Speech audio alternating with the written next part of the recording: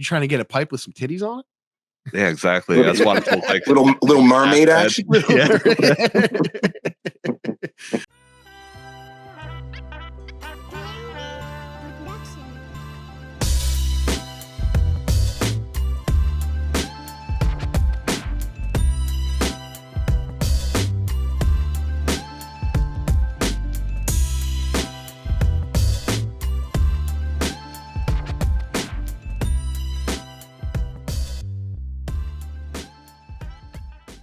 Well, nerd, listen. What? I just would like to say thank you. Last week I heard you and I believe it was a guest that you had on, big Geen guy or big gay guy. I can't remember what his name. Greggy Genetics. Greggy Genetics. Yes. I'd like to say thank you to both of you for wishing me a speedy recovery on this. The doctor said mild case, but it was definitely a severe case of bitch assness. And, I still got a little bit, so forgive me if I clear my throat and cough a little bit, but I wasn't going to miss this week. The other guy, I wasn't worried about making that episode. You guys were talking about nerd shit anyways, fucking websites and whatever. But we got Strong Island with us today. What the fuck's up, dude? What's up, gentlemen? Yeah, good to have you here, dude.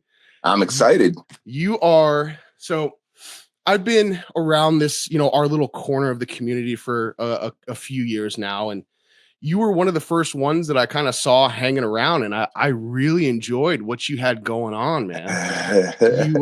You are quite the gardener, man. You've been doing this for quite some time. Yeah, brother. Yeah, it's I would almost say it's kind of in the blood. I come from a family of gardeners, so yeah. Okay. What was kind of like your first? So if we're saying that, I mean, your parents, your grandparents, yeah, what was kind of your first experience with all this? It's kind of funny because I wish I could locate them because I'd love to show people. There's actually pictures of me, like 2-3 years old in the garden with a hoe and like a diaper, no kidding. That's so awesome. It stems from my parent, my dad's side of the family mostly.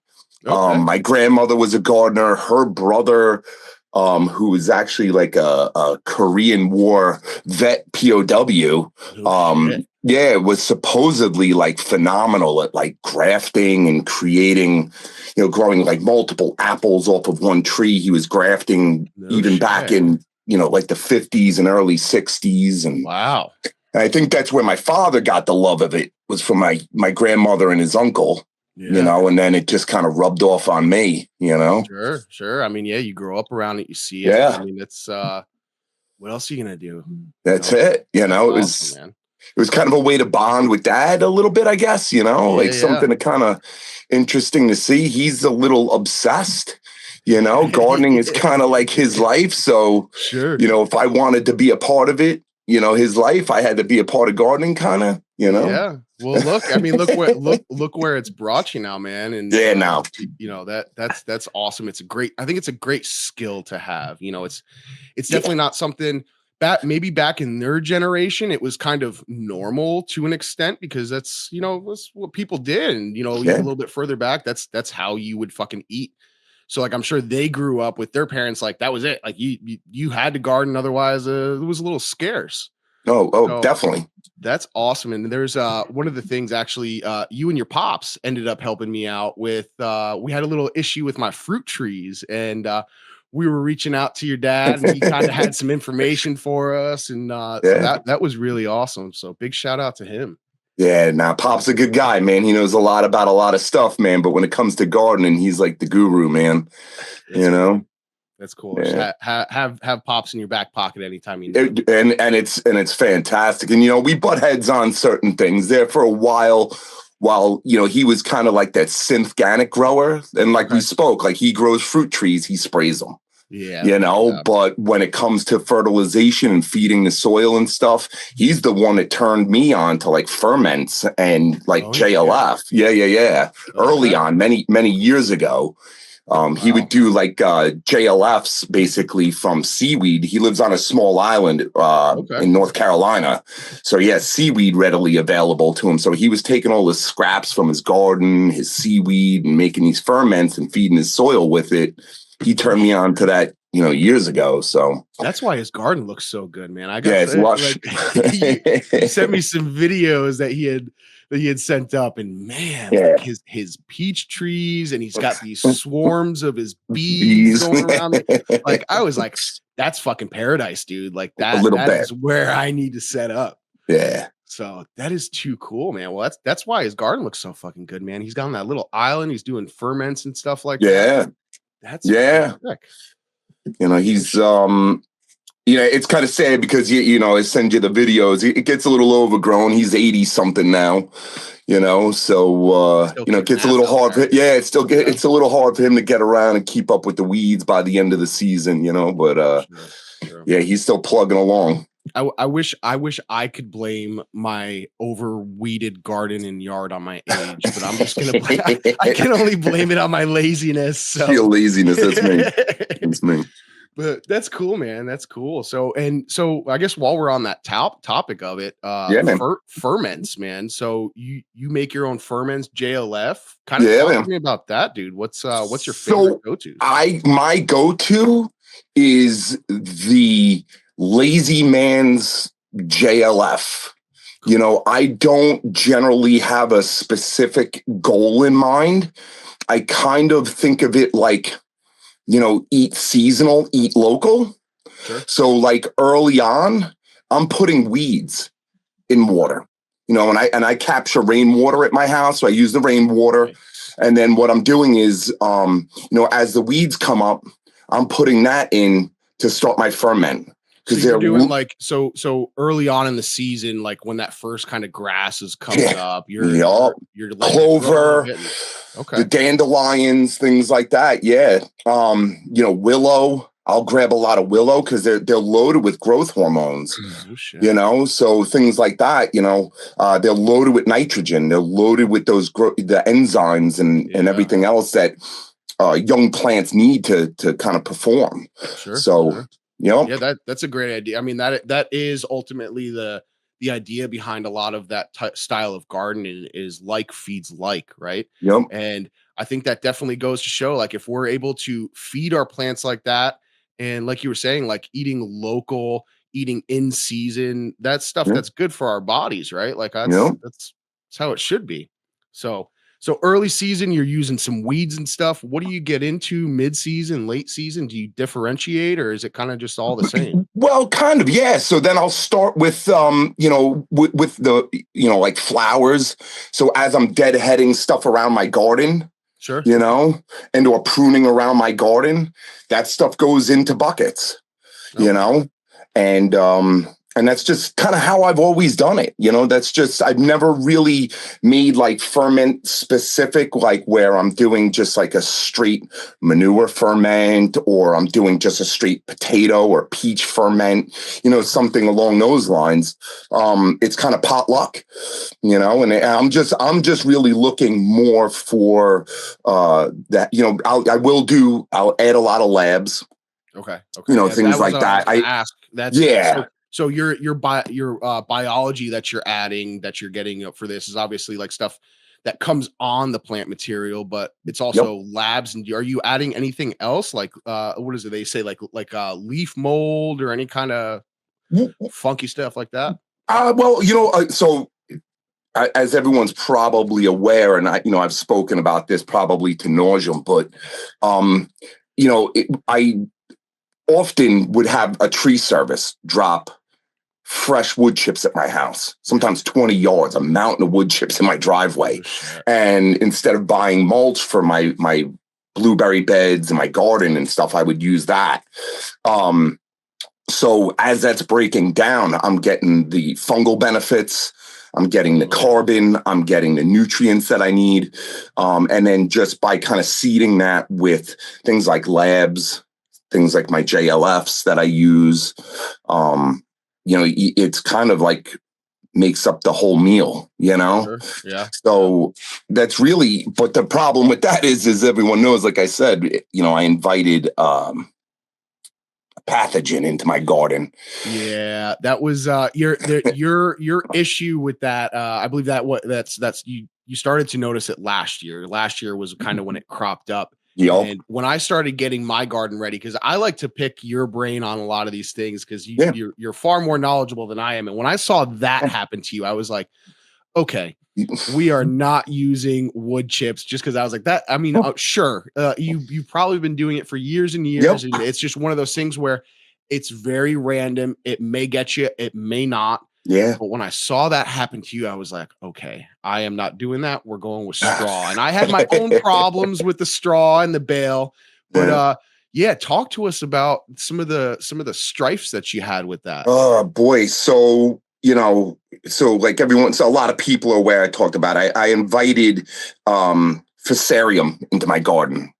And, over the years, they've realized that there's actually multiple strains of it now. So now, like, if you buy certain plants and they're, nematode or fusarium, they'll say like N and F resistant. Now they'll say like NF1 or F2 or even, I think, like FF resistant.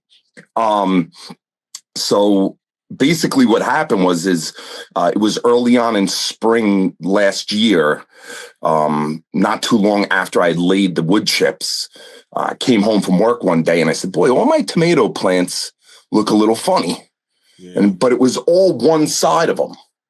Okay. And I said, is it the sun? Did they get baked?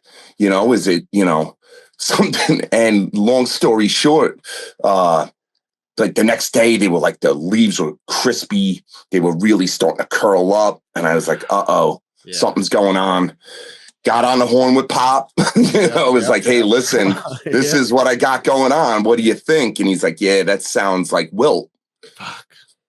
And he's like, boy, that seems awfully early though, because a lot of the times you'll get it,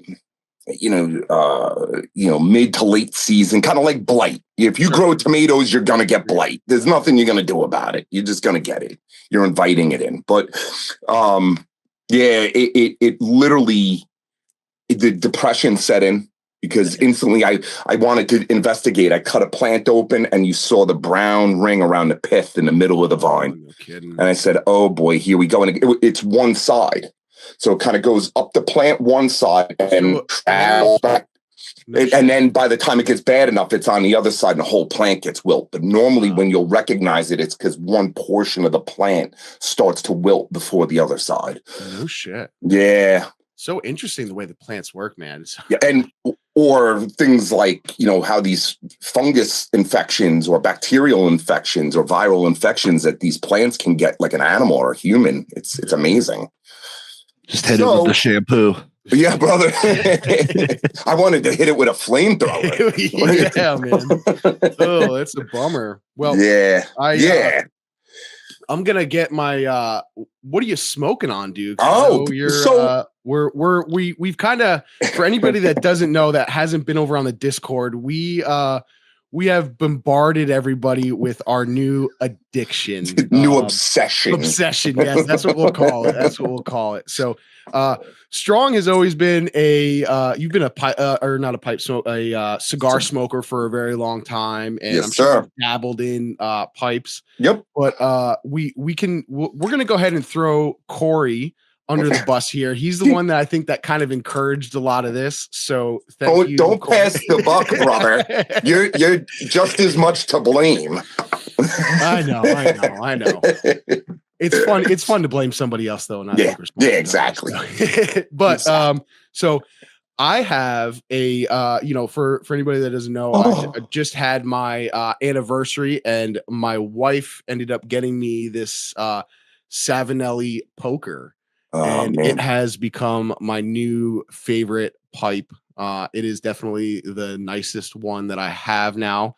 I looked up, so this is a KS 311, and the KS stands for king size. So this is a large bowl, so it's meant for packing her in and having a long session. But The model on here is the Dolomite, I believe is what it's called. That's what it looks like. It is supposed to be a mountain range in Italy, and that is where they got the idea or the kind of like the focus of what they decided to design it from. So that's what I'm smoking on. And I figured for it being Halloween, I haven't tried this yet, and I know this is something you've tried, Strong. I've got some Cornell and Deal's Haunted Bookshop. You're gonna like that. I figured that was perfect for October and the season we're getting into. So, what do you got over there, brother? So being I'm going to partake inside, I wanted something with a nice room note, so I don't get the kids and the wife complaining right now. But I'm actually going with Cornell and Deal's Autumn Evening. Oh, there we go. Yeah, brother. This, when you open this tin, it is like waffles with syrup and butter. It smells amazing, but it's not like an overpowering aromatic. Okay. So yeah, that's what I'm gonna partake here in a second. I'm just packing up my Missouri Meerschaum Patriot corn cob with my Gray Swirl Vermont Freehand. Hell yeah. Forever stem. So how about you, nerd? Are you a tobacco guy at all?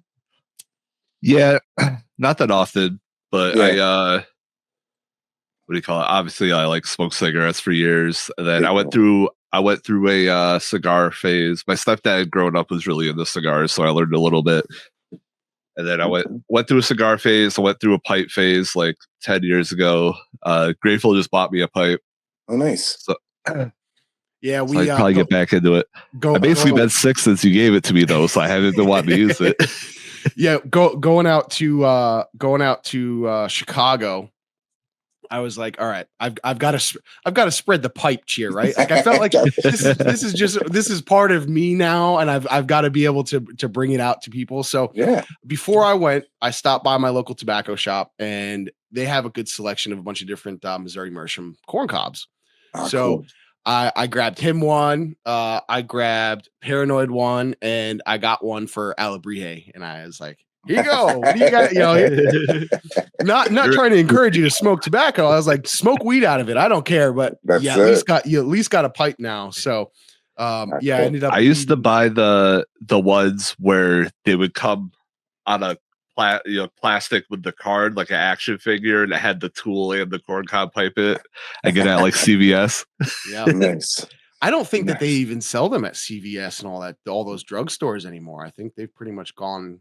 Yeah, a lot of them anti-tobacco, man. It's a bummer. It really is, because honestly, like you there's a lot of studies that show the benefits of nicotine, and I honestly think that the cigarette market is what gave tobacco a bad name. Absolutely. I think there's a lot of medicinal purposes, and I think Native Americans could teach us a lot about that, man. There's a lot of medicinal benefits from tobacco. Absolutely. Yeah. I know this is something that I mentioned a couple episodes back, and that's what I wholeheartedly believe that statement that you just said was. Yeah. This is cigarettes, right? Yeah. Because I was watching a documentary on it, and when they broke it down, cigarettes at the end of the day, they have like half of it's actual tobacco, the rest of it's reconstituted stuff, it's chemicals, cellulose, extracted things. Like, no wonder why people are getting sick and fucking dying from all that shit. Yep. At least the way that I look at it, the way that I'm going to justify it, and someone could be sitting here listening to us like, this stupid motherfucker, it's tobacco anyways, you cocksucker, shut but this is whole leaf tobacco. It's the folks that are behind doing these things care about it. Yep. It's really like, from what I've seen, and I haven't been doing this long, but it seems like it's like an artisan craft when it comes into what these guys are blending and how they're choosing things, and they're only wanting high quality stuff. They're not putting extra crappy. I mean, sure, there are some chemicals in it to an extent for like flavoring and whatnot, but they're not reconstituting things and putting weird shit in it, I think the lovers of tobacco and the plant, it goes hand in hand with lovers of cannabis and the plant. Absolutely. You know, it's like I can go, I'm in the spray pack capital. Like I can go to the store and get the cigarette version of Gans right now. Right. You know, but I grow organic. I love the plant. I love the medicinal value of it. I love what it does. I love what it does for my wife. You know what I mean? And I think the same could be said for tobacco. I think, like, you know, Nerd, you grew some, right? How did your plant turn out? Yeah. Pretty sure good. Oh, look at that. Beautiful, dude. Very nice. Nice. Oh, yeah. So I think I ended up with like 40 usable leaves after the dry was done. It's not bad at all, dude. Nah, I got a plug with 20 that I got from Corey right now. There we go. You know, so you'll be able to make some nice stuff with that, man. 40 leaves.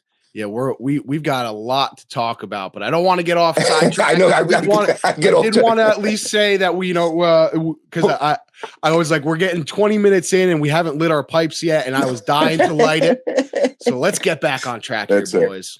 But yeah, so like I was just saying, though, you know, honestly, I think it has a bad rap. I'm a cigar smoker for a long time, and I go through waves. You know, there's times I could have 1 to 2 cigars a day. And there might be one I just enjoy on a Friday night, you know, and it's kind of the same thing with the pipe. You know, honestly, I'm like a 1 bowl a day guy. I get home from work, I do what I have to do, eat dinner, talk to the kids, talk to the wife. And then I like to sit down with Lorraine in the backyard and enjoy a nice pipe. It's a moment of like solitude, you know? Yeah. No, I hear that. Well, I am a fiend because I'm at like 3 or 4 bowls a day. Listen, does it bring you joy? Does it bring you solitude? Does it clear your mind? It does. Then so what? And I'll tell you what, just being able to sit there, and that's the thing is, you know, I think a lot of people have heard me. I've mentioned, you know, I was a cigarette smoker for a very long time, and it was very hard to kick it. I tried multiple times. I would try to, you know, trade it for a vape, and then I would always end up going back to cigarettes. It took one day of me getting really sick. And I was like, okay, I can't smoke right now. You know, I don't know if it was COVID or whatever it was, but I was like, all right, I've got to put this down and off to the side. And I was able to finally quit. And it went for a while, and I did good. And then I started a podcast with Nerd, and then I had to get back on the nicotine. No, I'm joking. I just started vaping one day. You know, I don't know if it was just like, you know, I can't relate it to anything. I don't know if it was external. I was just kind of like, okay, I'm picking up a vape like this. That's it. I'm vaping again. And because it was funny. It was not long ago. And Nerd was like, oh, you're vaping now? And I was like, well, dude, it gives me something to do. I mean, you know, being a service technician, someone that spends a lot of time driving around, that was the one thing that I enjoyed. Right. You kind of get bored when you're driving around all the time. And that's kind of what I did with cigarettes. Right. I would smoke them and that would just fill the time. That's what I started doing with vaping. And I was like, yeah, I don't know if that's really what I want to do. And then honestly, it was the tobacco grow along. It was growing the tobacco is really what's ignited that flame in me again. That was kind of like, oh, okay, you know, like I'm kind of seeing it as a different thing than just seeing it as a little box in cellophane behind the guy that's fucking $15 a pack, and I'm you know, every morning I've got to get over there and I've got to get my cigarette. Otherwise, I'm going to start getting really fucking bitchy. Right. So it was nice to just kind of switch it over to something like this. Yeah, that was me. I'll show you how long ago I smoked. So kind of the same thing. I went to the doctor, you know, the tube you blow in. I had a cold or I had a flu. I forget what it was. And he was like, I need you to blow into this tube. And I was blowing like a 2. And he's like, blow into that again. and I'm like, man. And he's like, buddy, he's like, I got 80-year-old men who can blow a 5, no problem. And at that point, I was 2 packs of Newports a day. Damn. Yeah, that's rough. And I was just like, you know, I think it's time. And I told my wife at the time, I go, I think honestly, once cigarettes get to $3.50 a pack, that's too expensive. No shit. I don't think I've ever seen them that price. Yeah, nah. When I first started smoking, especially like down in North Carolina, they were under $1 for a pack. They were like 89 cents you could get them for. Yeah, man. Yeah, no more these days. No more of that. Now, I watched a lady the other day, a cup of coffee and 3 packs of cigarettes was $60. Jesus. Yeah. Those cigarettes ain't that good for being that expensive, folks. No way. Just give them up. No way. Yeah, give it up. I always had a hard time quitting cigarettes until free base vaping, hit the scene. I like it when you put it like that. Like it just sounds so much different. Freebase. Well, you have to differentiate between that and nicotine salts, sure, right? Because they're very different. So when Freebase came onto the scene, I'm like, all right, I could build my own computer and smoke it, and it tastes like cheesecake. That's way better than cigarettes. That's way more fun. I mean, and that's got to be fun too in itself. Being able to craft your own stuff like that. Like build your own vape, build the coils and stuff. Yeah. So that was fine. I was like, yeah, this is obviously better than cigarettes, even just based on flavor and the hobby aspect of it. Yeah. And then they made it illegal. And then I went to Black and Milds for a few years. That's so crazy, man. We're trying to say that's what drives me nuts, right? Is like, what was the thinking behind, okay, we've got to take away the flavors and this and that. Like we've got to save the children. The children can't be drawn into wanting nicotine products. But then look at the alcohol stuff that they have, and then all this other shit that they have. They're okay with that. Yeah. It just doesn't spray pack capital. You could go to the corner smoke shop by me and get peach flavored ganj, but I can't get a peach flavored vape. Like, boy, where's the sense of that? Yeah, that's crazy, man. That's crazy. Yeah, it's nuts. Yeah. But I think honestly, for me, that's like what the allure for the pipe was like the flavor. Like as far as cigars go, I love them, but they're kind of monotone. You just kind of have strength, but you don't get these kind of nuances and these notes that you get. And the first time I had an actual true, like handcrafted tobacco blend, I was sold. Yeah. That was it. I was it grabbed me. I always did you ever have, what were they called? Were they called acid? They're like cigars where they put herbs and spices on them. Drew Estates. Drew Estates makes the Cuba, the whole line of acid cigars. Yeah, they're pretty good.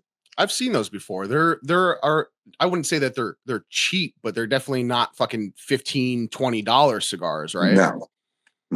No, but they're kind of they're almost like the clove cigarette of cigars, I feel like. Because they have that like spicy, herby kind of vibe to them. Yeah, I have not had much experience with cigars, but I see what you're saying, dude, is like that. They all kind of smell the same. They all kind of taste. It's just there's little small nuances, and it's pretty cool as to how that happens, right? It's again, it's back to the plant. It's back to like what kind of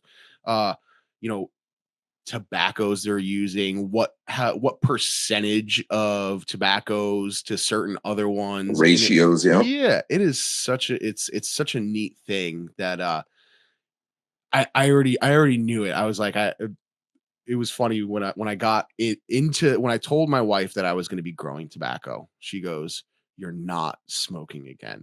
I was like, "What do you mean? It's like I'm just growing a plant. How am I going to get this out of control that I'm going to be back on?" And sure enough, she knew. She knows me. So it is what it is. But at least it's not back on the cigarettes. And I think it's the looking things up and trying to learn it and growing them. I find a lot of therapeutic value in growing a plant. Like I love consuming cannabis. I do. Yep. I love the effects that it gives my body. I love how it makes me feel. And I love watching the plant grow and being the steward to the plant and being able to bring that into the tobacco side. It was just like, that light just clicked. It was like, yep, this is for me. I love it. And being able to learn how to then process it and do all that stuff is just something that is just, it tickles my ADHD for sure. But let's talk more about cannabis here before we, because we will sit here the whole episode and talk. It'll be a tobacco podcast. We will. Trust me, we're gonna get back on it. But I want to at least have some semblance of order here. What we're actually all really here for.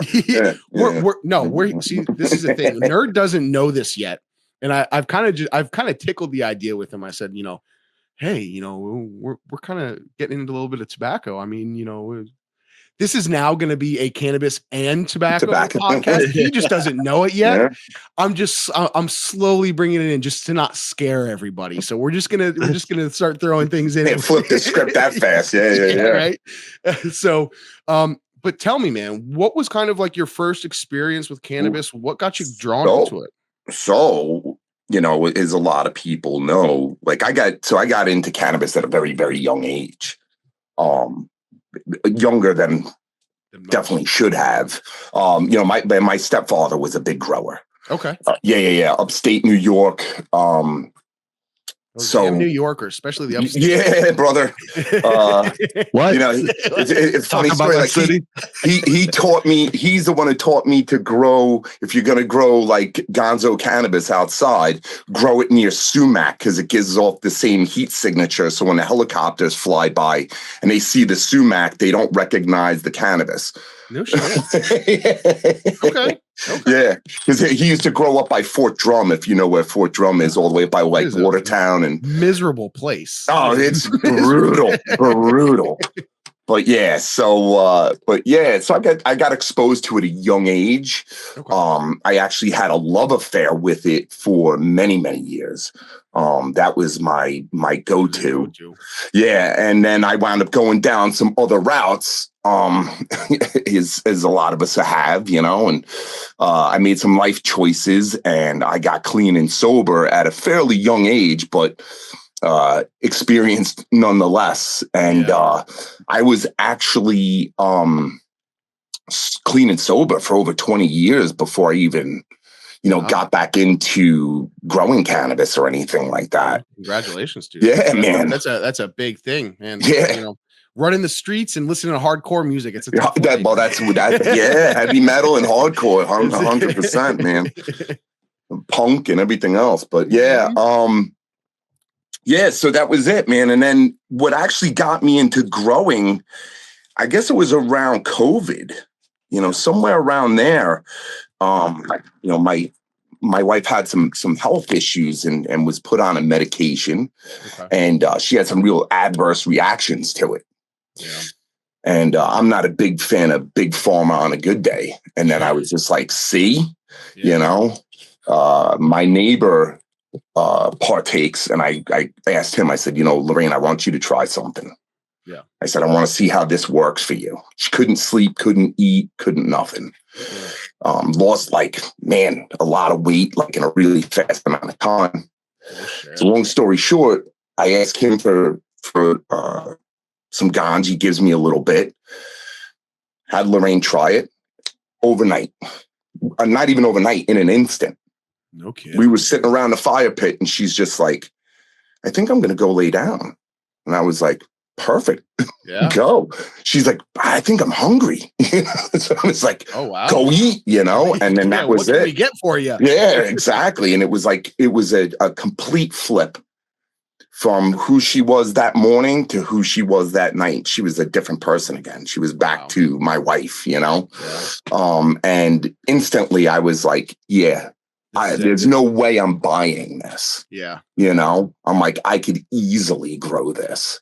Yeah. And that's it, man. I did a little bit of research, went on YouTube, checked out some things on Instagram and stuff like that. And that was it, man. Went and bought a tent, got some lights, and off we went. So obviously you've been a vegetable gardener for a long, long time. Yeah, man. And, you took your same practices and basically it was just transferable. Did you find that pretty easily into the growing side? I was a little more nervous for some reason about it. Like the unsureness only because, watching videos, they were kind of like, you got to be careful with light. You got to be careful with this and careful with that. So I was very like unsure.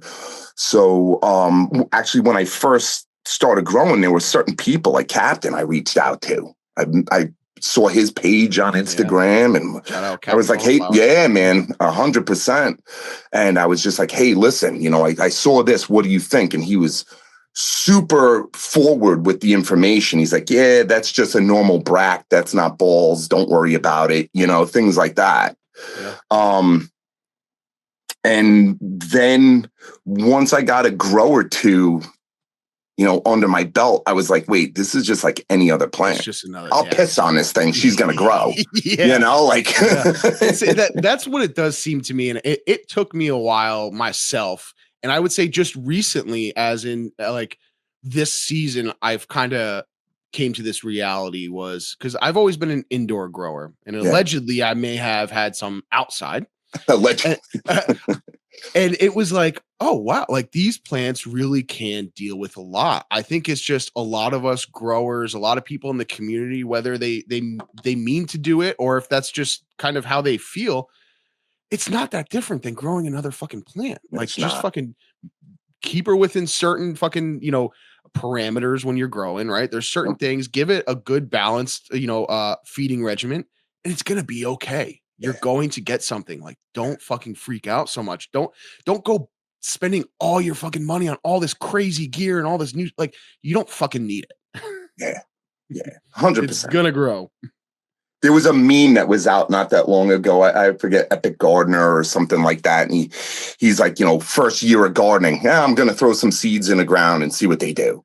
And then it's like third year of gardening. He's got the planting book. I'm going to rotate crops like this. And he's like, 10th year of gardening, I'm going to throw seeds in the ground and see what they do. Yep. It's honestly, from doing it for so long, that's just kind of how I am.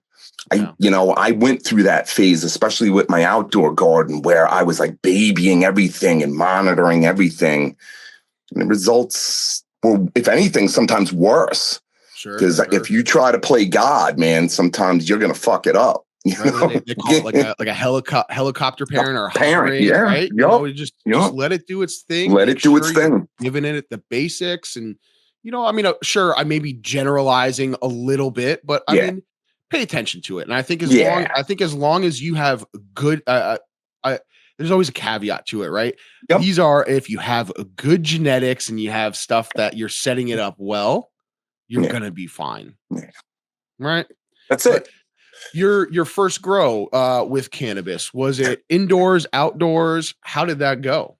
Well, it depends on what era of my life we're talking about. But, as a kid, I remember one of my neighbors, we used to grow in a sump behind us and we knew nothing. We were grabbing the leaves off of male plants and throwing them in a microwave, we knew nothing, we were like kind of silly. But, when I really branched into it, 5 years ago now or whatever, it was all indoor. Okay. It was indoor. Because even though there was legalization in New York, there was still, and there still is a little bit of that kind of grayish area. Yeah, gray area, and people still have like a certain look about it, or view about it, Yeah. Yep. Which is a real bummer because those are the same motherfuckers that are going to sit there with a whiskey or a beer in their hand and tell you you're a fucking asshole for smoking weed, abusing their kids and everything else, Yep. But so that was it. It was kind of funny because as I'm learning, I'm finding these podcasts. I found like cultivation and stuff like that. Yeah. And my first, you're looking up online, like where to buy good seeds. Because now when you buy, when I was a kid, we grew up on Mexican dirtweed. Sure. It was brickweed. It was loaded with lumber and seeds and everything else, So, I'm like, oh man, all my head friends, I'm like, yo, if you get a seed, let me have it. I want to try to grow it. And they were like, bro, seeds, what are you talking about? And I'm like, yeah, I guess things are different now. So I go online, I'm researching, and what keeps coming up? I love growing marijuana. I love growing. So what do? White Widow, Granddaddy Purple. I mean, it's so easy because right, they give you a good price, right? I mean, it's a decent price, so I mean, it's easy to get sucked in to those styles. 100%, man. But what was funny is then I'm listening to an episode of Cultivation with Captain and Monster, and Captain goes something like, he's like, yeah, for all these new growers that go to like ILGM and they buy their White Widow and Granddaddy Purple. And I was like, oh my God. I'm like, so, it was kind of, that was kind of my introduction into those circles. Cause that was like the first time I reached out to Captain. I'm like, I should be like offended, but I'm not. That was kind of funny. Cause that's what I did, So what I did too, man, that's exactly, those were some of the first seeds that I bought. So, Yep. And then, he was the one that turned me on to like Multiverse and then other like BGG and things like that. He was like, no, try these breeders, So you, so was it from ILGM? Did you grab your was it autos, photos? Yeah. I wasn't sure what I wanted to do. And kind of like they were like, for beginner indoor, they really pushed autoflowers. Yeah. And, so I was like, you know what, that makes sense, especially in the field. I'm in a service field myself, and my line of work, I do HVAC. The summertime, I am cranking. The dead of winter, I am cranking. So it was like one of those things that I was like, oh, I kind of don't want something I have to be super on top of. I want to try something a little bit more, and not to minimalize growing autos, because they're actually very difficult. I think more so than photos now that I know, but I wanted something where I didn't have to worry about the lights. I could just plant it, and I wanted a fast return, and that was the love for autoflowers. That's where it kind of sparked, Yeah, it's so funny that you mentioned that, because I think it's funny that there's really, at the end of the day, there's like two different camps, right? Someone new's coming into the hobby and they go, well, what should I grow? Should I grow photos? Should I grow autos? And I think for us, being predominantly auto growers, we find them to be fairly easy. But you find somebody that may not have had the exposure or has gotten their hands on good genetics, they automatically go to, well, autos are just shit. They always stunt. They're always small. They're always crappy.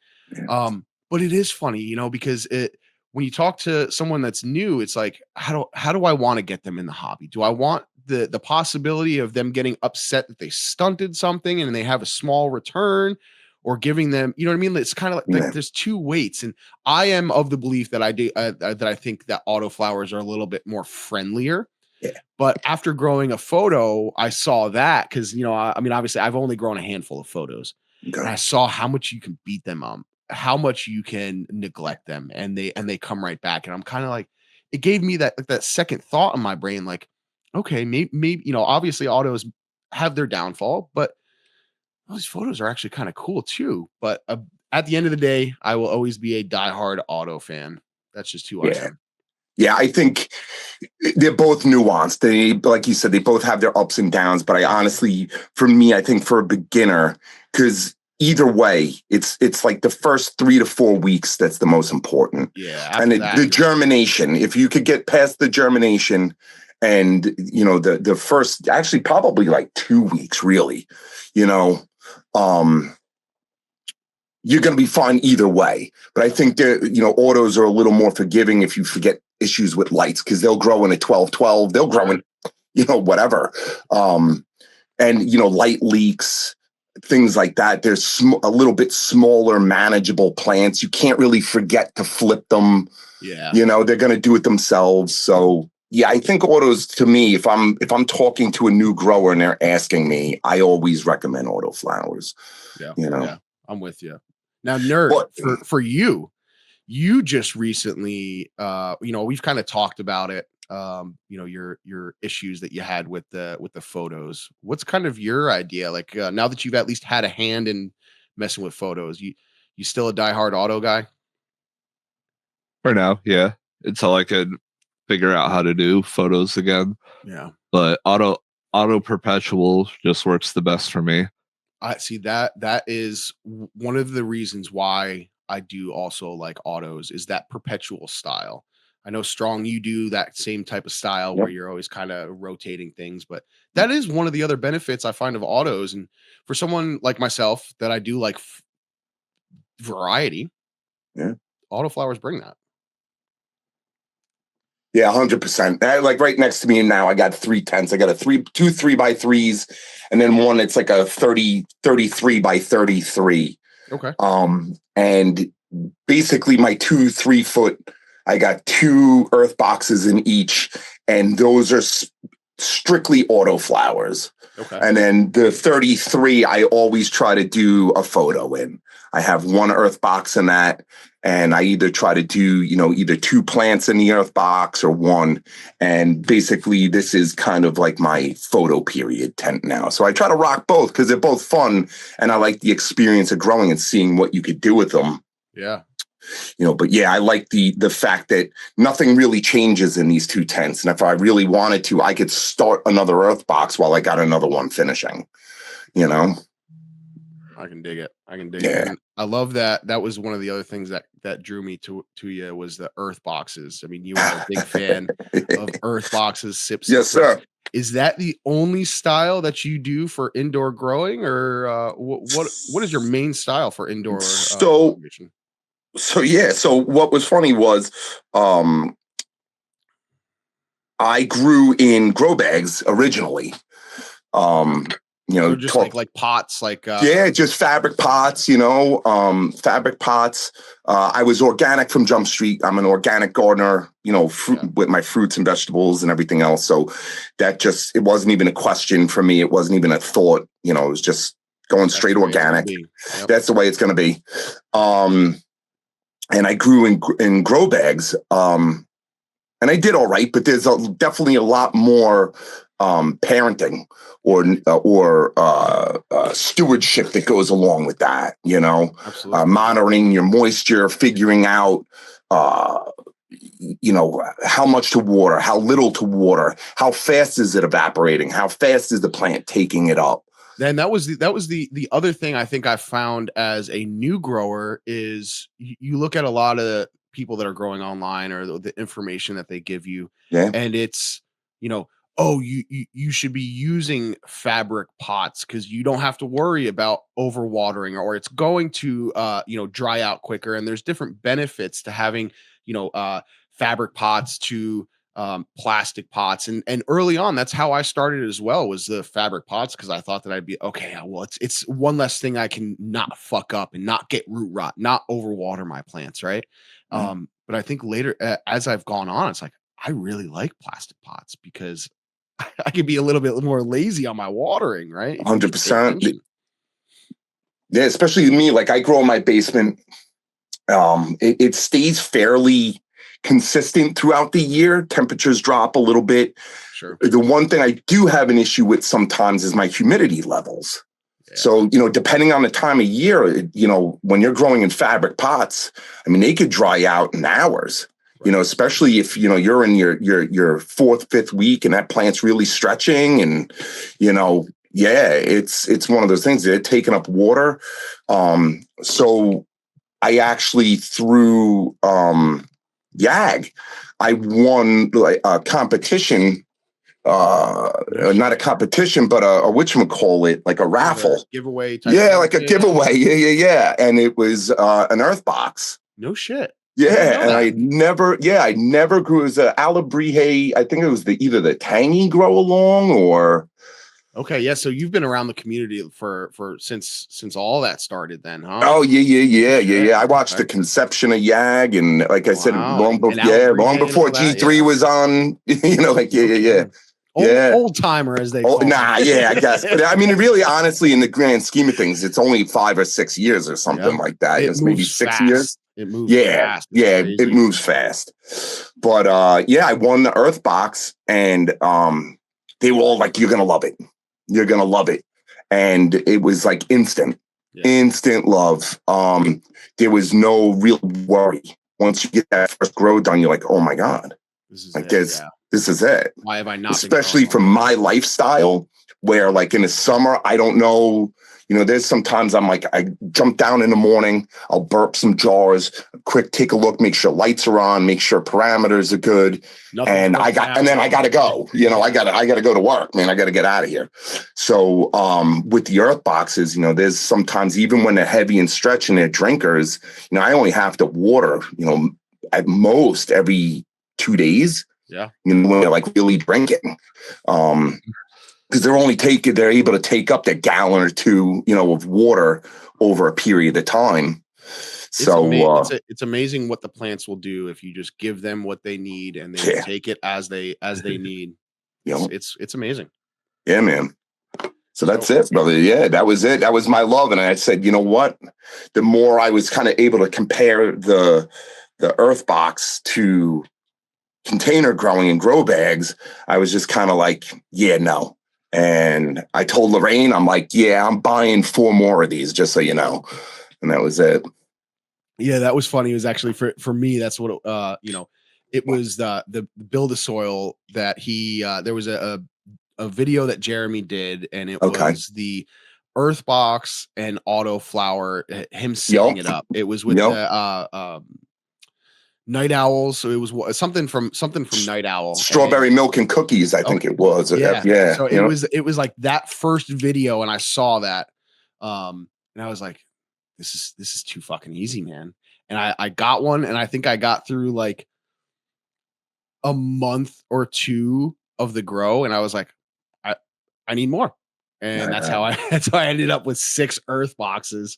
And dude, for anybody listening that has not taken that jump to a sub-irrigated, specifically we have love for the earth boxes and city pickers. Fucking grab you one. I was gonna say you can get them cheap at Walmart. They're like $25 or something. Yeah, you don't have to go with the earth box brand, though. I will say that it is my preferred, and the reason being is just for my grow style and how I set it up under my lights.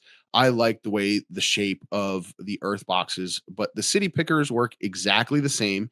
And since I've been growing, I did notice that they have different sizes now. So they have a half size, the junior, a city picker. Okay. The juniors are cool. I'd love to get one of those, but I think that the city pickers are more accessible if I really want to break it down to people.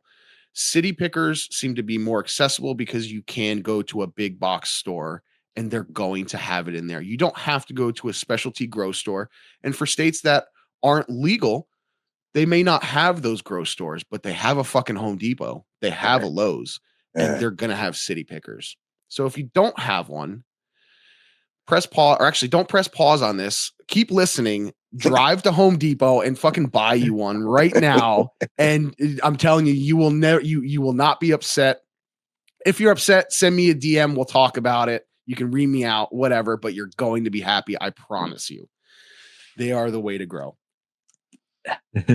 That's what you grow in, right, Nard? You grow in the city pickers, right? I just switched to autopots. This is my first run on autopots. Okay. Yeah. So my other preferred method for my 2x4 is I put cement mixing trays in the bottom, and then I just fill those up with water and use fabric pots. Yeah. Any kind of sip system, right? I mean, that's at the end of the day, that's just a basic sip system. Any kind of under watering where they're able to take that up, that is the way to go. So, but Nerd, for you, and I think this is good too. We can kind of talk about this. The issue that you ended up having with your photos, I think we've kind of already touched on it. What do you think if you were to get back into growing photos? What do you feel like your fix would be? What would get you to that point where you're like, okay, I can get through a full grow of photos? So the issue I had was controlling the humidity, because even with my exhaust on like 10, it was still like 80% humidity. So the obvious solution to that would be less plants and flip sooner. Okay. To not, because I literally just filled the tent. Yeah. It wasn't like crazy, but I was just like, that plant material gets going quick. It really makes a difference.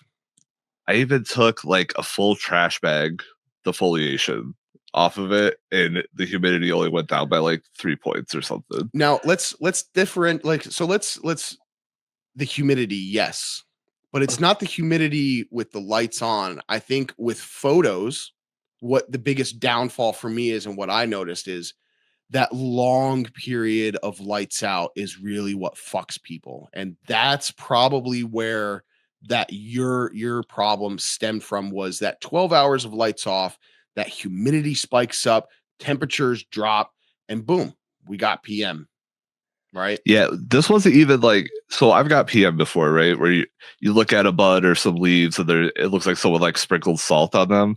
Yeah. This was like full mold colonies down the corners of the tent, Oh, no. like around all the bars and stuff. It was raining in there. Yeah. Yeah.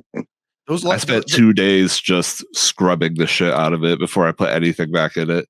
The lights off period is tough. That is a really, really tough. I mean, even with just say like when I was growing during the summertime, and being up in the Northeast, our summers can be really wet. They are really, really moist, and it sucks. And for lights off, even with just like a 4-hour period, you'll see that climb. You'll see that. And I don't run a perfect environment, but that was the thing that drew me away from the photos, was that 12 hours. And to me, it seems like if we were to kind of break it down, right? Like saying like, how much gear do you really need?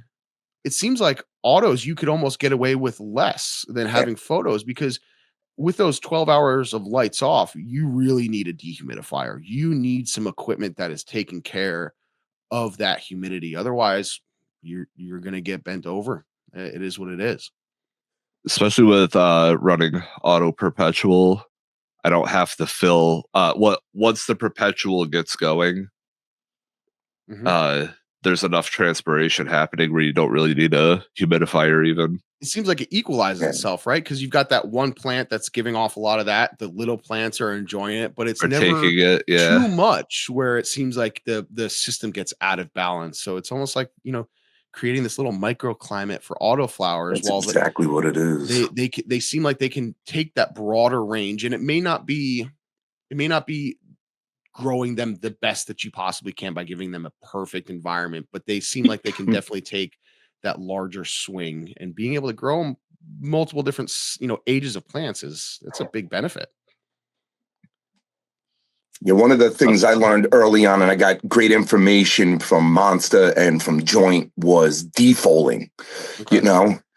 Monster was like, rip all those leaves off. He's like, get rid of them. So, you don't get such a heavy transpiration during those lights off times and those humidity spikes. I noticed a severe drop once I started making sure that I really did a heavy defol at certain periods of the plant's life.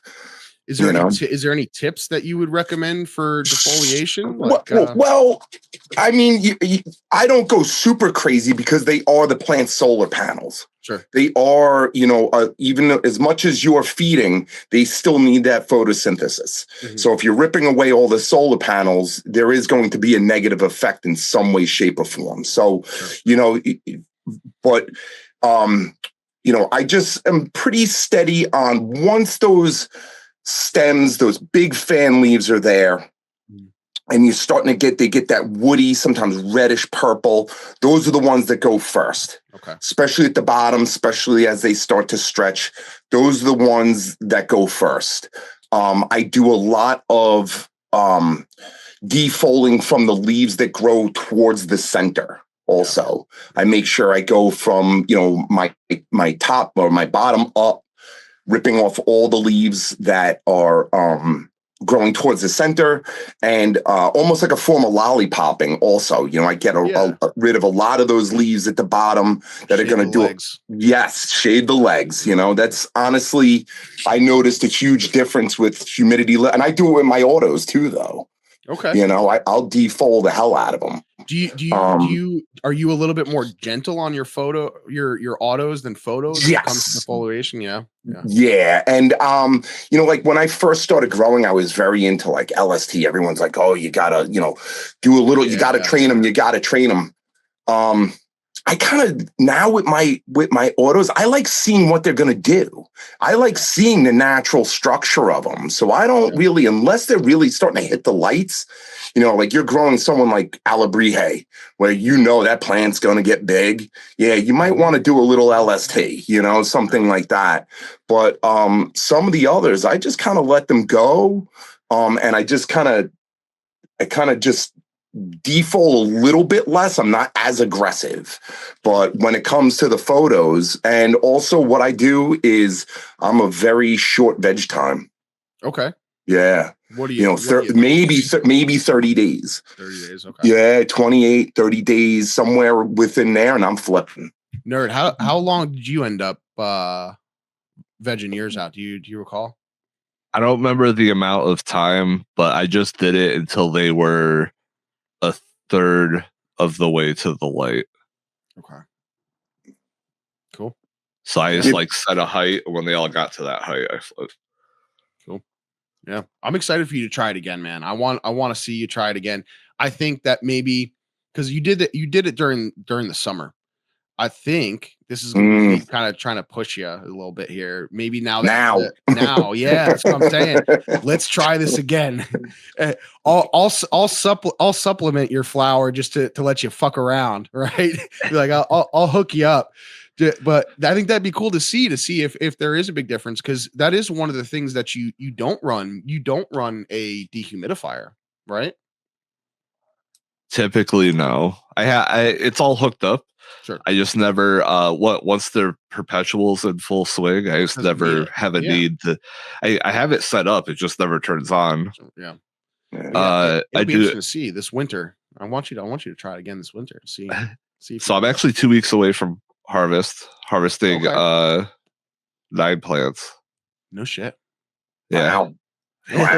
Well, let's now that we're on this and you're talking about that, let's get into some garden talk, because I definitely want to hear what's going on with Strongs. But let's start with you, nerd. What do you got going? The 9 plants are you getting ready to harvest? Tell us what you got going on, dude.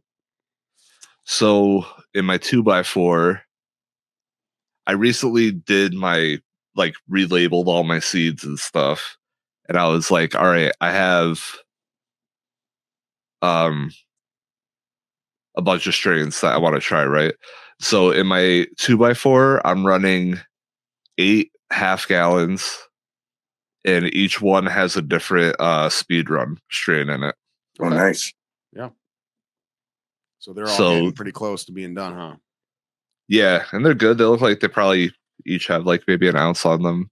Cool. I mean, for a half gallon, man, that's nothing to sneeze at. So I have Grand Exchange, Final Boss, Frosted Cheerios, X White Widow, Apple Runs X Sapphire, God Particle, Frosted Cheerios, and Granite Haze. Okay, nice. I know. And then you've run a couple of those before, right? There's a couple of them that you've run before. No, I've never had. No, just you've sampled from other folks, right? And there's okay. Yeah, from them before I grew iced coffee or iced latte. That was pretty good. Mm-hmm. I had another one. I don't know. But in my 4x4, so those are all on day 70. And then I also have day 70 of Strawberry Widow. But that's a full size. That's in the auto pot. Geen Guy Genetics. Yeah, from Greggy Genetics. Greggy Genetics. That's yeah.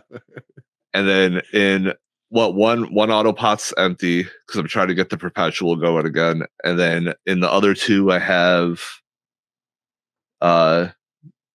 Dakar Haze. That's like 2 weeks in. Oh wow! And then I have Chi-Town that just popped 2 days ago. And you have that in an auto pot, or? Yeah, so that's going to be. I'll wait another 2 weeks and then I'll pop the 4th auto pot, and then the perpetual will be going again. Sweet. So the 4x4 is going to be the perpetual. I'm hearing that the 2x4 is going to be the fuck around photo tent again. Right. So yeah, that's what I was thinking. So once I harvest all these half gallons, I could probably put 1 city picker and grow 1 photo. Yeah. In the 2x4. Awesome, man. And then are you this would be cool. So put a net up. Yeah, that's what I'm saying. A net or a nut? Well, both. Wait. That's you actually nut what I in the was just thinking. humidifier, and then it comes out, and it's like a Foliar feed. No. Oh yeah. Oh my God. All right. Well. All right. Anyway. That'll be cool though, man. One plant 2x4 and scrog it out. Just see how big you could get it, or I don't know. That'd be fun. I'm excited for that, dude. It should be cool. I could try that. Since we're in the planning phases here, let's plan. What do you think you want to run? You gonna try another green guy, since you like to beat up his plants anyways? Yeah. Yeah, the Strawberry Widow is going to be my second successful BGG plant. Nice. I think I've grown 10. But no, it's because I mostly grew him when I first started. So I was going through the growing pains and just blasting his seeds. But yeah, probably that. I don't have a whole lot of photo seeds. Yeah. Well, cool, man. That'll be fun. Yeah, brother, I got photo seeds out the yang, man. So let me know, Nerd. I'll give you the list. You let me know. I'll send you stuff, man. That'd be cool. Hell yeah. And actually that may work out perfect, because we'll get into a little bit talk later, but Strong Island and I may be hanging out next weekend, going on a little adventure. So we're gonna little talk about pilgrimage. Yeah, I'm really excited about that. Get the cool kids pipe club together for our first official meeting. So that'll be fun. But cool. Strong, what do you got going on in your garden, dude? So right now I have zero going on in the garden right now. I just did a full reset. Okay. My soil was like 5 years old. And it was you've been running. So it started off with Build a Soil Light, but then it just kind of became my own, as I would re-amend and kind of redo and add and take away. And but after about 5 years, it was starting to get out of whack. The last run I had was a little bit difficult. And, I was actually talking with Captain, and he was like, yeah, I'm doing a reset. I'm like, you know what? I think it's time I do one as well. It's, I think it just gets a little, I'm not testing my soil all the time. So I just did a big reset. So I got all new soil. I did a full sanitizing of all my tents. And as of right now, there are actually 3 drying tents for the 3 photos I grew outside this year. Okay. So I had Alabrijes, tangy foxtoe. Tangy foxtoes. Man, I brain farted for a second. I have Baja Blast from Mosca Seeds, and I threw out, because when I grow outside, I grow to not kind of expect anything.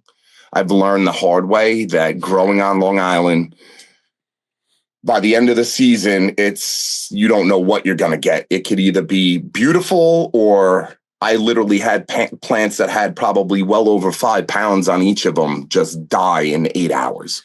Yeah, that was rough, man. I saw your last year. That's what I saw, and it broke my heart, because I could see. Well, that was actually the year before. That was the year.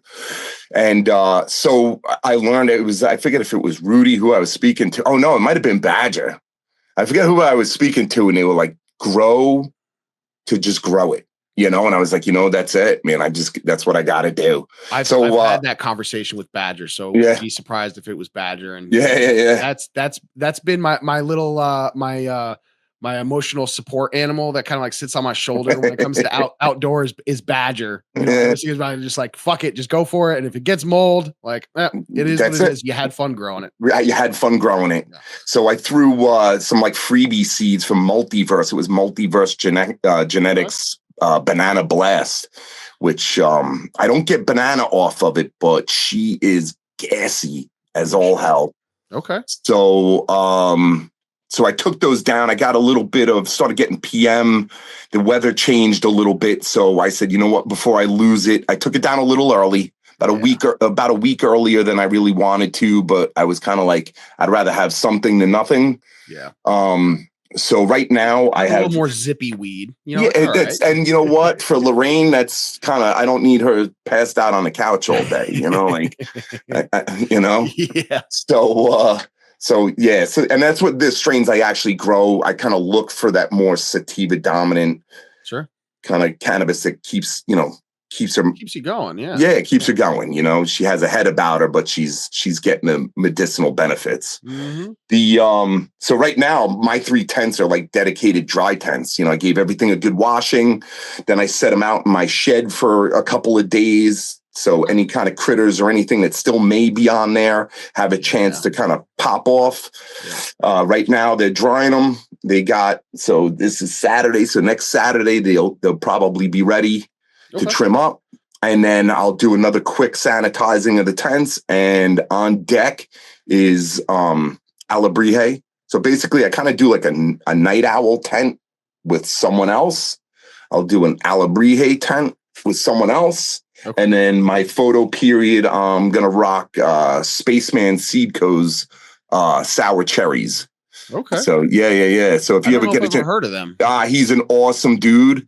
Last year in my New Moon Grows grow bag, I grew his blockwork, which was like a crowd favorite. What a beautiful plant outdoors, man. It did fantastic.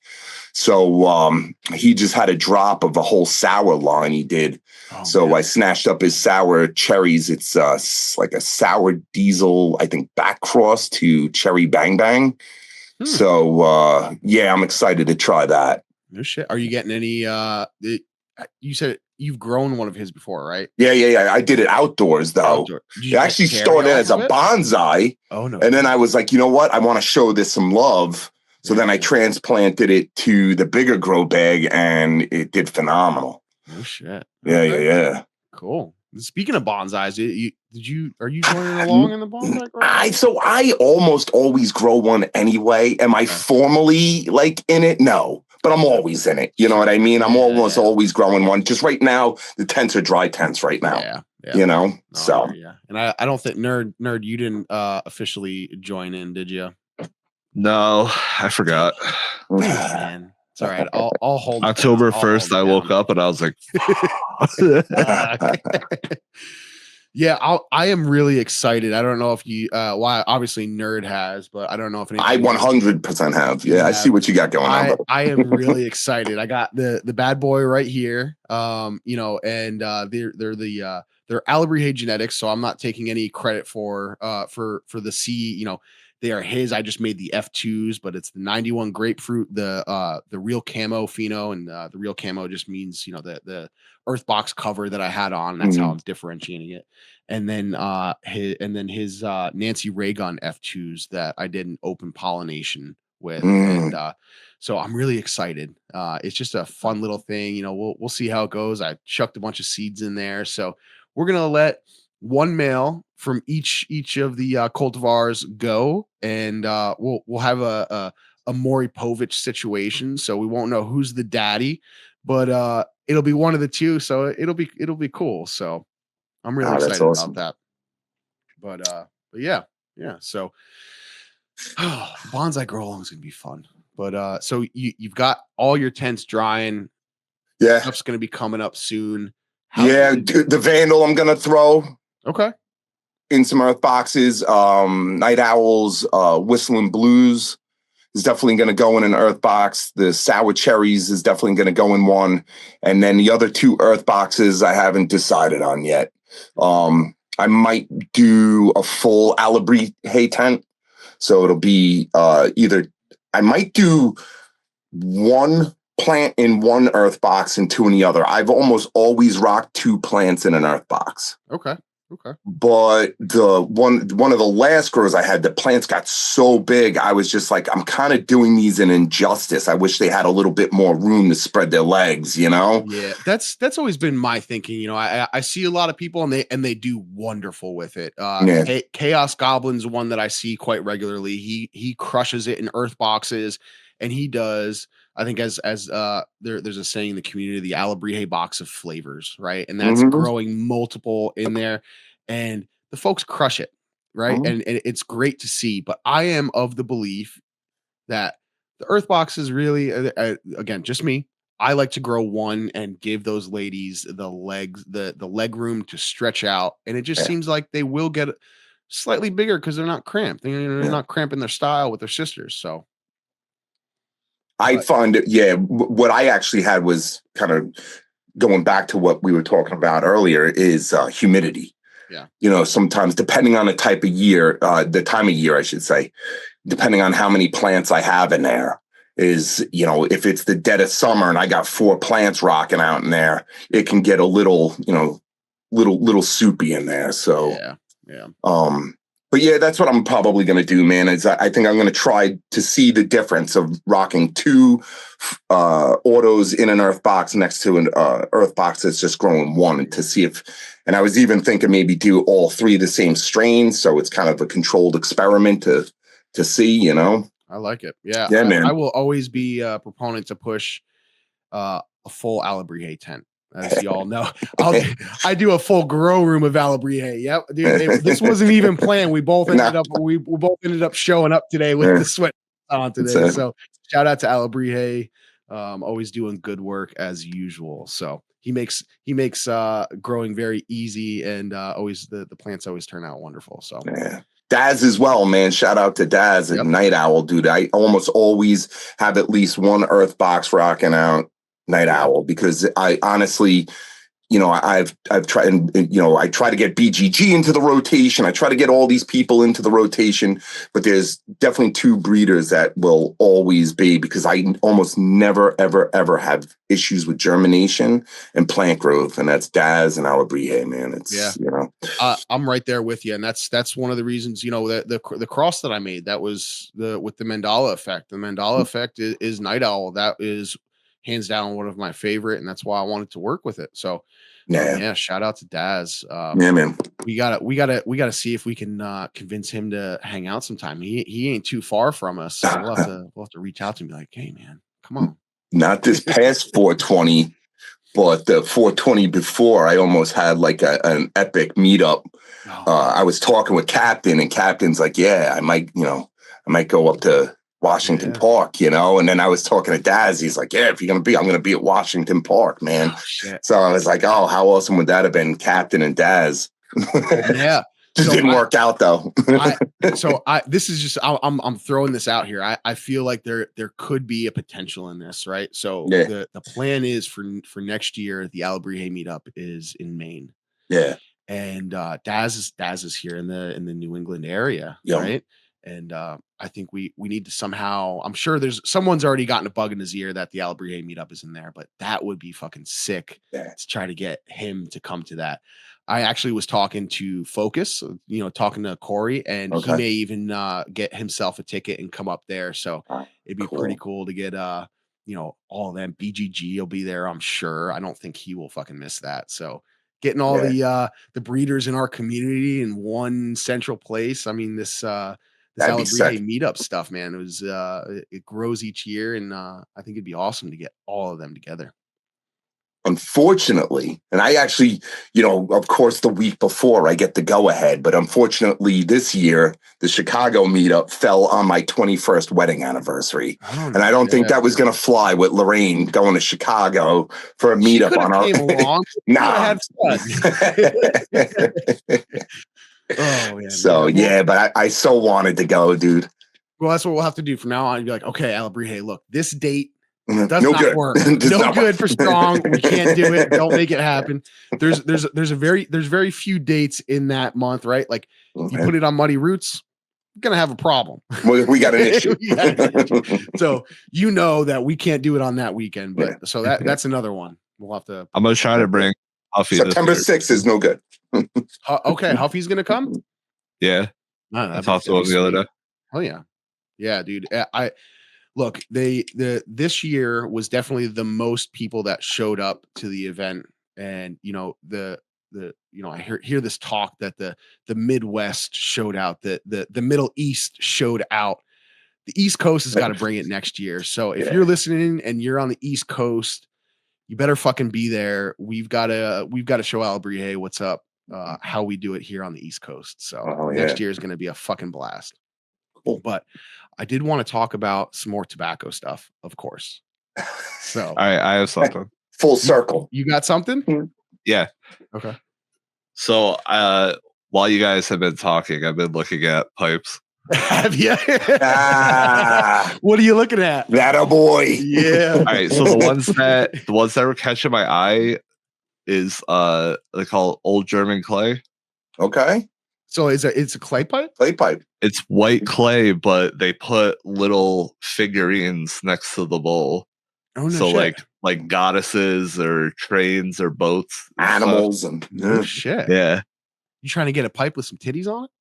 Yeah, exactly. That's why it's like little mermaid half action. Yeah. I can dig it. But yeah, they look cool. And then there was also the one brand that you like for the corn cob. They had one with like a neon blue mouthpiece. You can't go Missouri. You can't go bad with Missouri Meerschaum. They are great pipes. Forgiving.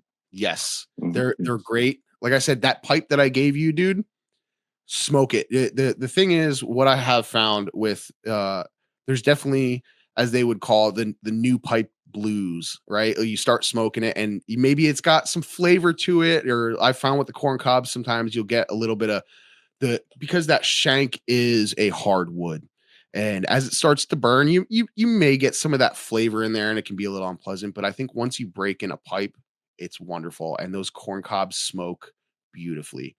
Definitely get you a forever stem. So at the end of the day, right, when it comes to pipes with those Missouri Meerschaums, right, there's some of them, they're like the basic ones, you can go from like $10 to 18 to $20, and then get you a forever stem. You're looking at, what is it, like $18 there. So you're into a pipe for 30, $40 at most. It's $30 right there. Yeah. And you've got a pipe that, if I'm being honest with you, smokes just as well as a Savinelli that I have right here. It smokes just as well. I don't know that I'm well enough into it to say, okay, yeah, I can see the difference. But I mean, some of them you can tell a little bit of difference, but those corn cobs, once you break them in, they smoke beautifully. Yeah. So also, what can you guys tell me about the dental pipes? Those are crazy looking. Those are the ones with the different mouthpieces, right? Yeah. The bowl head just is a little metal plate. So I would stay away from anything metal. This is just my personal view. Oh man, I'm trying to remember the name of. They have this screw-on bowl. Is that the one you're talking about, nerd? So the stem, everything is all metal, and the base of it's metal with the screw-on bowl. Is that what you're looking at? Hold on, I'll pull up a picture of it. Yeah, it's interesting. I see. For me, there's. And that was one thing that, because I early on I bought my first pipe, and I went to Amazon right after I bought I bought a corn cob, but then I bought one on Amazon, and I sent pictures to Corey, and he's like, it's got the metal bowl in there with the holes and this and that. He's like, yeah, I don't know if I would go that route, because I don't know the exact reasoning behind it, but it seems to me that if you really want to get a decent pipe, and doesn't have to be, like, saying decent doesn't have to mean expensive. Get you a good briar pipe, get you a good corn cob, and start with that. And I think you'll be more than happy. Oh, hell yeah. So yeah, you're right. You screw the bowl on. I didn't realize that. I'm like, what is this for? Like sampling? Yeah. The radiator pipe. Radiator. I was brain farted, man. I couldn't think of it. Yup. If you like those radiator pipes, dude, so there's actually I'm going to a flea market this weekend with my wife and Dolly Smokes Dank. There's a one up in Massachusetts, and if he still has it, I'll grab it for you. And I'll try to I'll clean it up. He's got it at a decent price. It was real cheap, but it's an old radiator pipe. I believe it's Dr. Graybo. But I think it's the offshoot company that I think they have ones called Viking. I think it's like a not a seconds, or it's like a offshoot of Dr. Graybo. And I believe the radiator bowl that goes on top of it is actually a meerschaum one, which is kind of cool. That's cool. So I'm gonna have to see if he still has it, and if he does, I'll see if I can grab it up at a good price and let you have that one, because they're really neat. Those radiator pipes, you can screw those bowls off. You can put a briar on there and stuff. So yeah, they're really neat. And smoking pipes, you found a good website. Yeah, that's a good use website. the site. They got a lot of because I looked up stuff. that the haunted bookshelf when you guys were talking about it, and then I just been looking at that site. I knew that would grab you. I knew if it was a little spooky talking tobacco, I was like, yep, nerd's gonna be all about that. Yeah, that was good too. It's a good one. This is the first time I'm trying it, and it's actually pretty good. I think one of the things that they say is it kind of leans more towards like a cigar style, I guess, as you kind of get like mid bowl. And that's the cool thing that I've found about these tobaccos and smoking pipes is it's going to change from your first light, and then kind of as you get through the bowl, these flavors and how they start melding together, how they start burning, is going to change your experience. Yeah, 100%. It's really neat.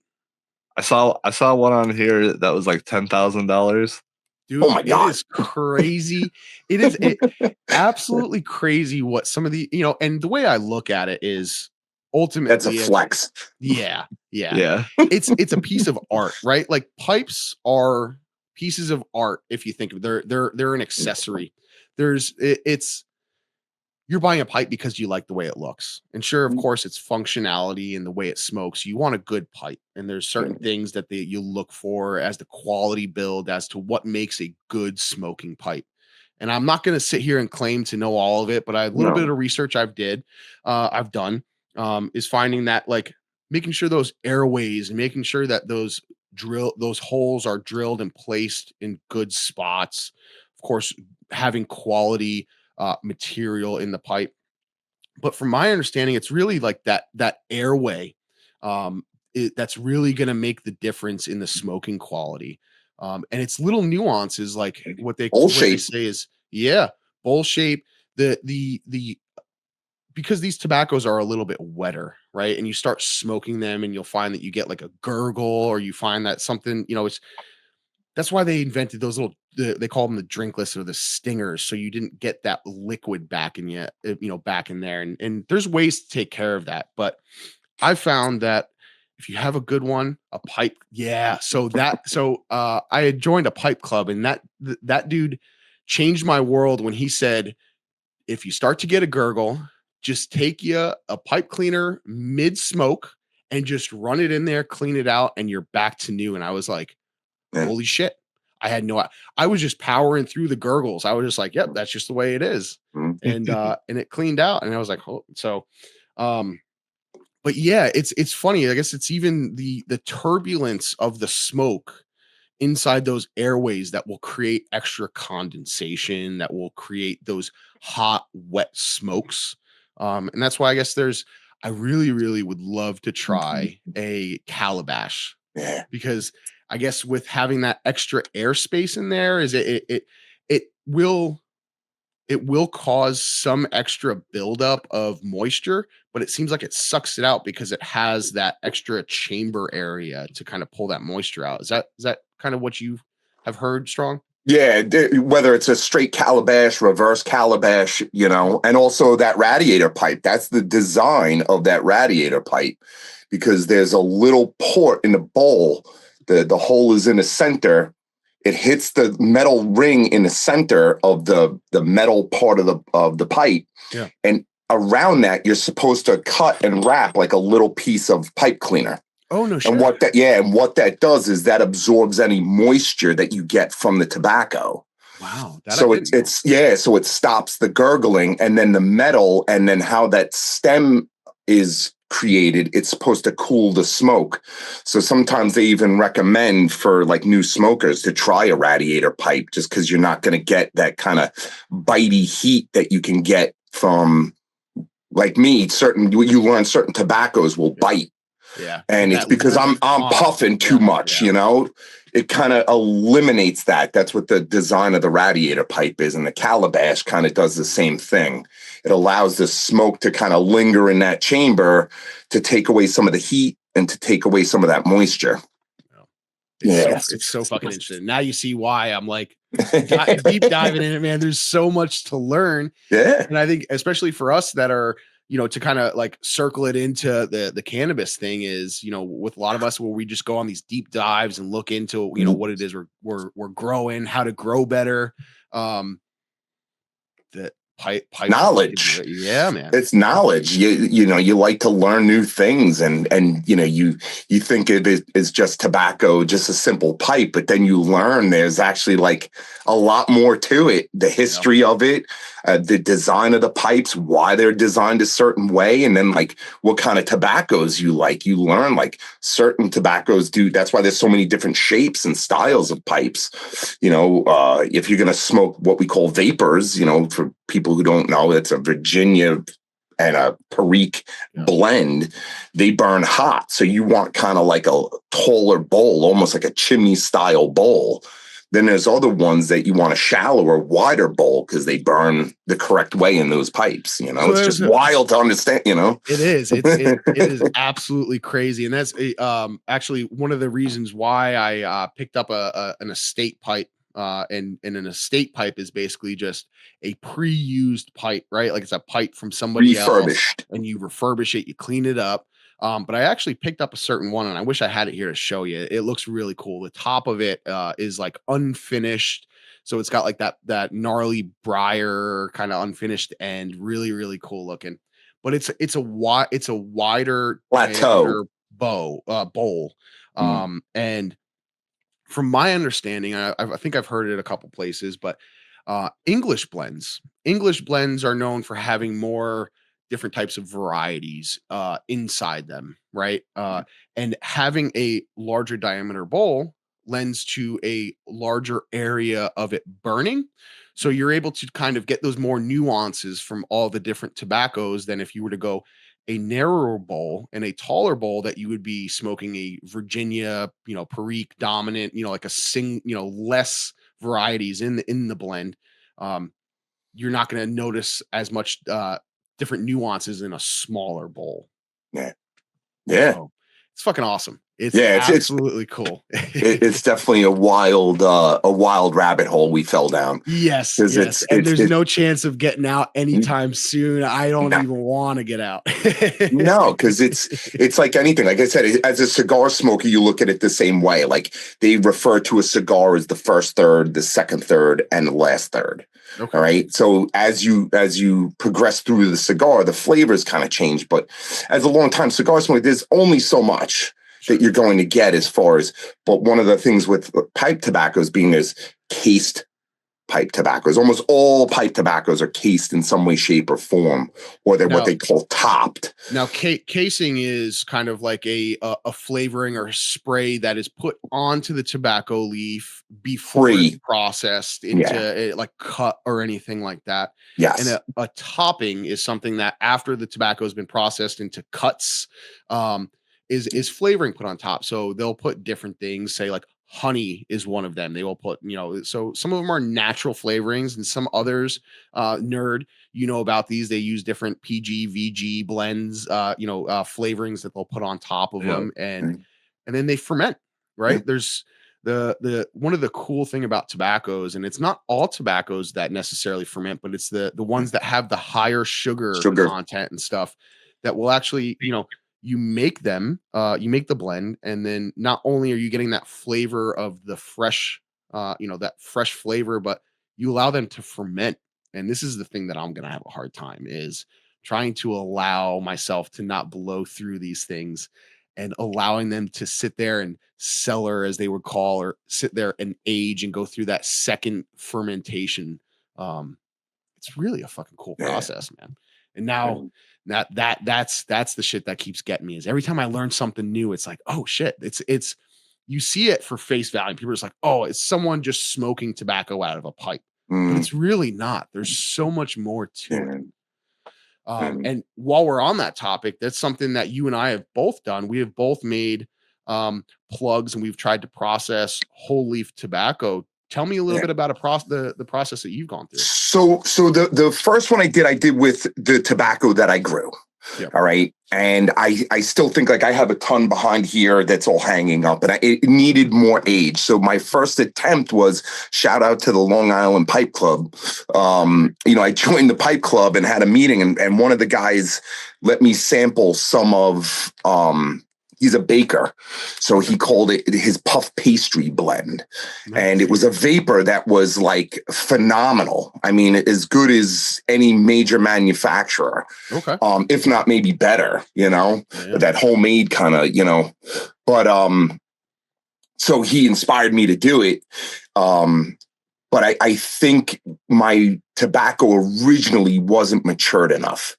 So it kind of came out super bitey, kind of like that astringent, like fresh tobacco taste. So, and you think that could be for that some of that bitiness could be, I think people will attribute that to higher sugar content tobaccos, right? Like that can be a little bit rougher on your palate than, and that's why aging is important.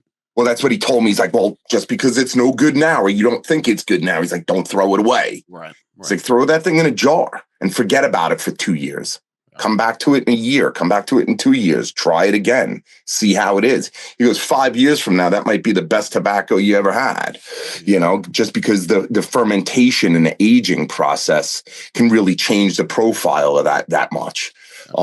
Like I said, right now I have, I bought some tobacco leaves from Corey, some aged Virginias. Nice. I had some Cornell and Deal, like blending dark fired Kentucky, which is like it's for anyone, I know, Grateful, but anyone who doesn't, basically they cure the tobacco with smoke. So it's really like, it smells like a barbecue. It has that real smoky flavor. And then there's another type of tobacco, a way they process it, called Perique. And it's really kind of funky, spicy, almost raw. It's almost off-putting. I'd move down to Louisiana just to live by that place. Yeah. It's amazing stuff. So I put a little bit of both in this, and I stoved it in the oven for a couple of hours at about 180 to 200 degrees. It really changed the color, and kind of the tobacco became a little more red, a little darker. And then I did about 20 leaves or so of the Virginia with about, I think it was like 2 tablespoons of Perique and 2 tablespoons of the dark fired. And I cased that in, it's like 3 parts water, 3 parts sugar, 1 part vinegar, a little bit of honey. I did like just a drop of honey and like 2 drops of vanilla. Is that what Pops honey? Yeah, that's what Dad's honey. 100%, man. 100%. Oh yeah. And I cased it in that, and now tomorrow will be 7 days that I've been pressing it. You keep seeing me. I keep tightening it down and tightening it down. And I'm gonna pop it open and see what we got tomorrow, man. Oh yeah. So I'm excited to hear what you think of it. Yeah, well, I'm going to try it, and if it's any good, you'll probably be able to sample some. Hell yeah. Yeah, we'll have to. What we'll do too is I'm going to wait at least so that the ones that I made mine just a little bit different. I ended up getting from Leaf Only. I ended up getting a flue cured Virginia, an American and a Canadian. It was supposed to be organic. It's something that you can go on the online there. And I ended up getting that. And I want to say it was 7 leaves each of each of those. And then I had gone by Leaf Only, and I just wanted to go see what they had going on. So I walked in, and I was telling the guy, and I was like, yeah, I'm a pipe smoker. That's stuff I'm kind of into. And, I didn't have any intention coming in. I just wanted to see what you guys had going on. And he goes, you're a pipe smoker. He's like, you want a sample of Perique? And I was like, yeah, let's check it out. And for anybody that hasn't smelt Perique on just their own or in blends, when you smell Perique, it is funky. Very, very funky. Like, I let my wife smell it, and she was like, oh, what the fuck is, like, you're gonna smoke that? Like, that is gross. But Perique is a really cool thing. So it's only grown in Louisiana, and there's only, I think, like a handful of farms that actually grow it. 2. Okay, so there's 2 in the whole world that grow perique. And what they do, what is it perique? Is that the name of the tobacco, or is that kind of So it has to Peru? do with the I think it was a French explorer who found how the Indians were curing the tobacco. Okay. Basically, they were taking the fresh tobacco, putting it inside cypress stumps, and then loading it with rocks to basically press it. Yeah. And then after a year, they would go back and harvest it out of the stumps. So he saw the process, and his last name was like Perique or something like that. Okay. So Okay. Yeah, so they grow it down there, and then they age it in these barrels with like these big huge, presses, and so it's pretty cool. It's a unique one. It is. I do. I hate that I love Perique so much because it's something that I can't grow myself. no, I mean, I guess I could, but You- it would be like it would be just such an ordeal that would it even be worth it? But the nice thing is if you think about it, okay, so there's only 2 farms that grow it. So that means that that is a very special niche kind of tobacco, yeah. and they are going to take very good care of it. So if I grow my own tobacco and I want to add perique, which I do, that just means that I'm just going to be, getting it from those folks right there. And that's actually the a variety that we just picked up from Cornell and Deal, of which I'm very upset that they've already sold out of it. But the Carolina Red Flake with Perique is amazing. I'm glad I at least got a couple of them. But yeah, to be able to add my own Perique, I won't be upset about it. I'll just grab some and put it in my blends. But I guess a long about story. That's I don't know. I got off on a tangent. But It's all right.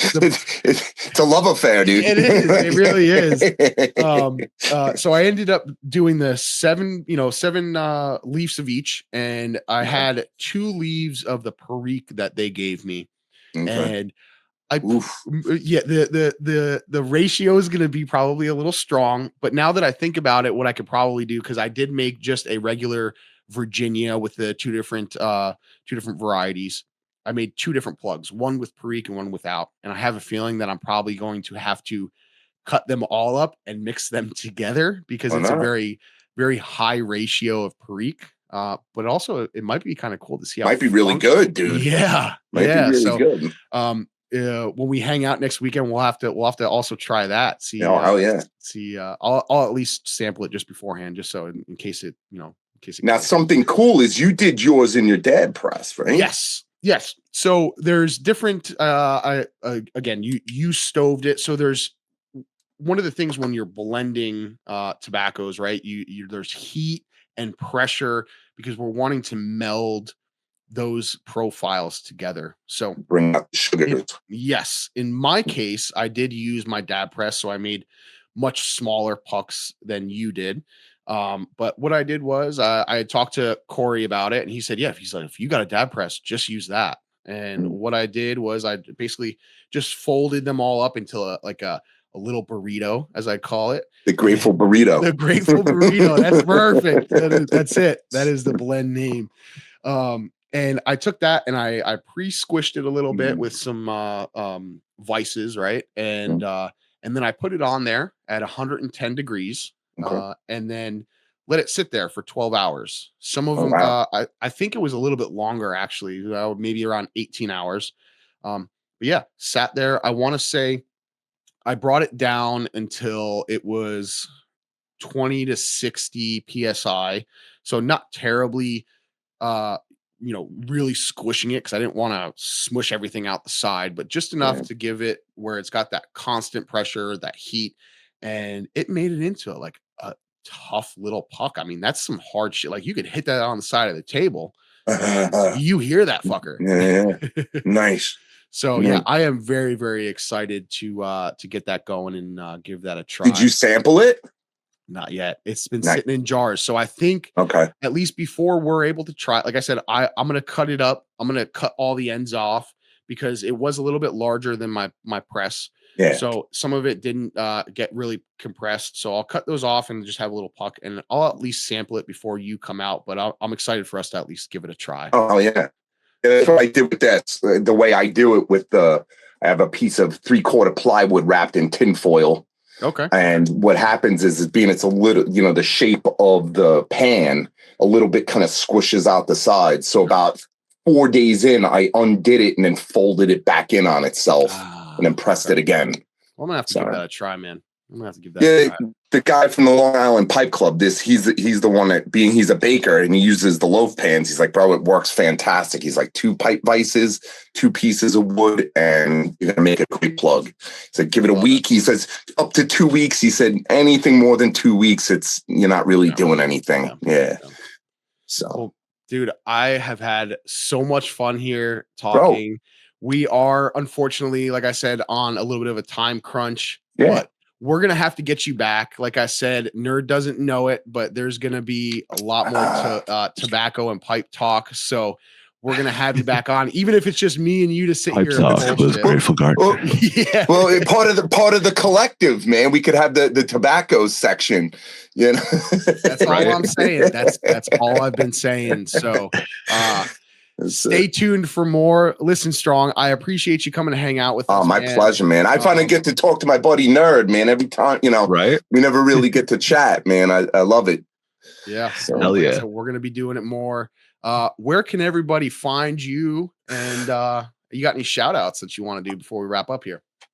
Well, I want to shout out you guys, man, because 100%, dude. You guys definitely do a lot and bring a lot to the community, man.